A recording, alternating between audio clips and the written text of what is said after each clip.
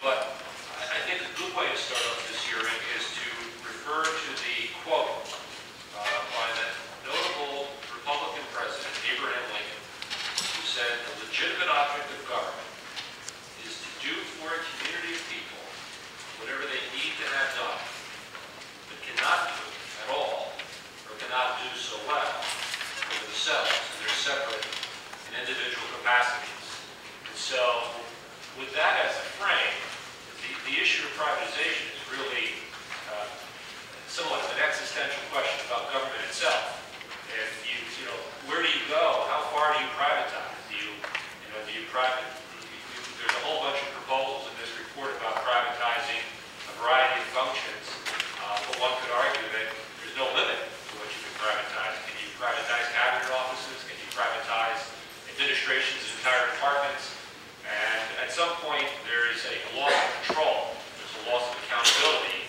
That's probably one of the most important aspects of an elected representative government, where tax dollars are used to provide services, but there's an accountability ultimately through elections that may not exist in a privatization context. We met with most of the cabinet, we met with the leadership of the state's transportation authorities, and many other stakeholders, practitioners, and experts.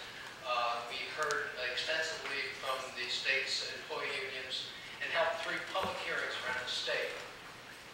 After analyzing all this input, the task force concluded that through sensible planning and implementation, privatization offers a variety of benefits, including lower costs, improvements in the quality of public services, and access to private sector capital and professional expertise. We recommended 40 privatization initiatives that would result in annual savings of more than $200 million a year. Many of the most promising of these opportunities are related to transportation. I'd be happy to answer a question about any of our individual recommendations relating to transportation or otherwise.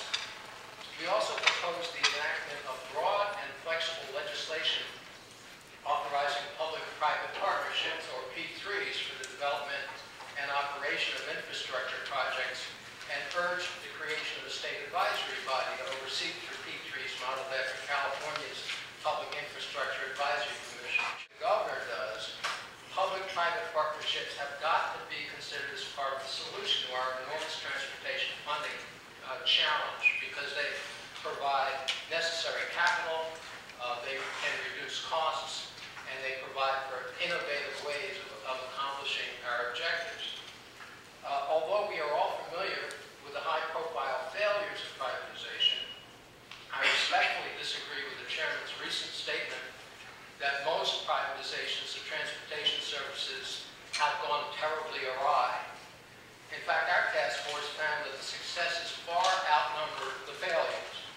A national model for public-private partnerships is New Jersey's Heisenberg and Light Rail line, and made a valid point that you should be careful not to lose control and accountability.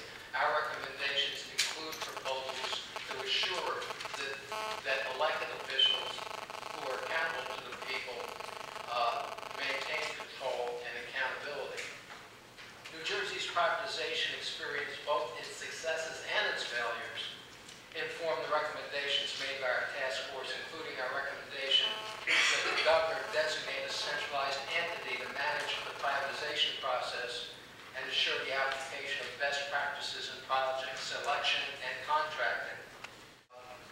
And just this week, Senate President Steve Sweeney introduced a bill to help implement our task force's recommendation that the New Jersey Turnpike Authority enter into a contract for private toll takers to achieve an estimated saving of $35 million a year. Leaders across the political spectrum have embraced privatization because it introduces competition in the delivery of public services and challenges public monopolies. Implemented properly, competition drives down costs and creates incentives for performance and results. Privatization is not a panacea, but privatization is one tool used to maximize savings, improve quality, and provide better value for taxpayers. I don't think anybody would argue that any organization, if it's going to maintain competitive and if it's going to stay in existence and not become obsolete, has to invent itself and reinvent itself. And privatization allows that to happen. New Jersey Transit has already undertaken numerous privatization projects that have delivered service and savings to the public. Let me mention the major ones, and it's not just cost considerations, it's an elevation of service. It's really what is your value proposition. You know, price is what you pay for something, and value is what you receive in return. We have a couple of projects that would not have gotten built without PPPs. The Morristown Transit Village, which includes a new parking deck built with private funds. Parking decks were also built by private developers to serve the Trenton, Hamilton, and Metro Park stations. The River Line and Hudson Bergen Line, Light Rail Line were built under design, build, operate, maintain contracts that streamline project delivery and reduce capital outlays. Governor Christie created the New Jersey Privatization Task Force and directed it to undertake a fair and independent evaluation of new opportunities to achieve cost savings and deliver better value. Deliver projects in a timelier manner and take advantage of the private sector's expertise and spirit of innovation. Just because we do a public-private partnership doesn't automatically mean we're going to throw out the existing workforce and bring in a new workforce. It doesn't mean that at all. Assuming hypothetically that you would go ahead and do this, we're a quarter way into the budget year, so when does it get implemented? Answer on that. I guess one of my concerns is, one of the things that you said, that the goal of privatization or the public-private partnership should be lower costs, improvement of services, access to private capital. Are those ands or ors? There are ands, and there are more ands beyond that. There are many benefits.